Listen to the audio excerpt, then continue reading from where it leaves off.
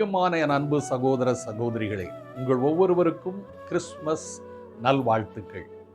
இந்த நாளிலும் நம்முடைய தியானத்துக்கு ஆதாரமா பைபிள்ல இருந்து ஏசாயா 7ஆம் அதிகாரத்தை எடுத்துக்கொள்ளலாம்.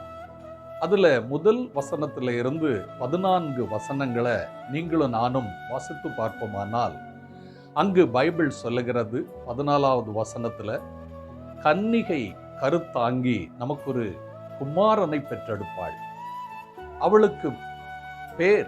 அவருக்கு பெயர் இம்மானுவேல் என்று பெயரிடுவாயாக என்று தீர்க்கதரிசி பல நூறு ஆண்டுகளுக்கு முன்பாக தீர்க்க தரிசனம் உரைத்தது நிறைவேறும்படி மத்தேயு முதல் அதிகாரம் 21 முதல் 23 வசனம் முடிய நிறைவேறிற்று.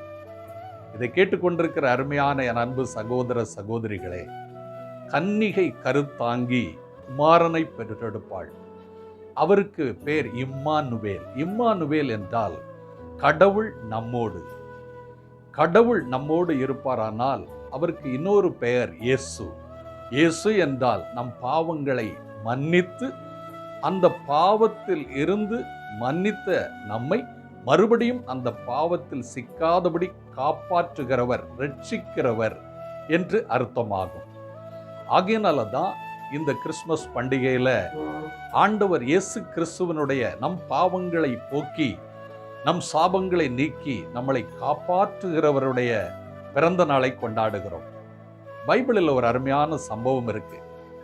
ஏசாயா 7ஆம் அதிகாரத்துல நீங்க பார்த்தீங்கன்னா, யூதேயா தேசத்து ராஜாவுக்கு விரோதமா இஸ்ரேல் ராஜாவும் சீரியா ராஜாவும் படையெடுத்து வராங்க. அன்றைக்கு யூதேயா தேசத்தை ஆண்டது ஆகாஸ் என்கிற ராஜா. இவர் ஒருத்தருக்கு விரோதமா 2 ராஜாக்கள் படையெடுத்து வராங்க. அப்பதான் இவங்களுடைய இருதயம் காற்றினால் அசைக்கப்படுகிற மரத்தை போல தத்தளித்தது என்று வேதம் சொல்லுகிறது. அந்த சூழ்நிலையில ஏசாயா தீர்க்கதரிசி வந்து ராஜா ஆகாஸ்க்கு சொல்லுகிறார், நீ தேவனை நோக்கி ஒரு அடையாளத்தை கேளு அப்படின்னு சொல்லும்போது அவர் சொல்றாரு, நான் தேவனை பரீட்சை பார்க்க மாட்டேன், சோதிக்க மாட்டேன், அடையாளத்தை நான் கேட்க மாட்டேன், என் தேவன் என்னை நடத்துவார் அப்படின்னு சொல்லும்போது தீர்க்கதரிசி ஏசாயா சொல்றாரு, நீ ஆண்டவர் மேல விசுவாசம் கொள், அப்பொழுது நிலை பெற்றிருப்பாய் என்று சொல்லுவார். ஆனாலும் அவர் ஆண்டவரை சோதிக்க மாட்டார், அடையாளத்தை கேட்க மாட்டார். ஆனாலும் தீர்க்கதரிசிக்கு ஆண்டவர் சொல்லி அந்த ஆகாஸ் ராஜா கிட்ட சொல்றார், கன்னிகை ஒருத்தி ஒரு குழந்தையை பெற்றெடுப்பாள், அவளுக்கு பேர் இம்மானுவேல் அப்படின்னு அங்க சொல்லி வைக்கிறார். இது நிறைவேறும் அப்படின்னு சொன்ன நாட்கள்லங்க 700 வருஷத்துக்கு அப்புறம் இந்த சம்பவம் நம்முடைய காலங்களில் சம்பவிச்சிருக்குது. பார்த்தீர்களா? அன்றைக்கு ஆகாசுக்கு சொன்ன காரியம் இன்றைக்கு நிறைவேறி இருக்குது. அப்படின்னா என்ன அர்த்தம்?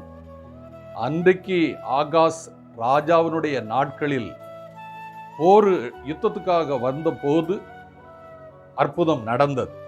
அந்த வெளிப்பாடு இன்றைக்கு நிறைவேறியது. நீங்களும் நானும் வசனங்களை, தீர்க்க தரிசனங்களை நம்பணும்.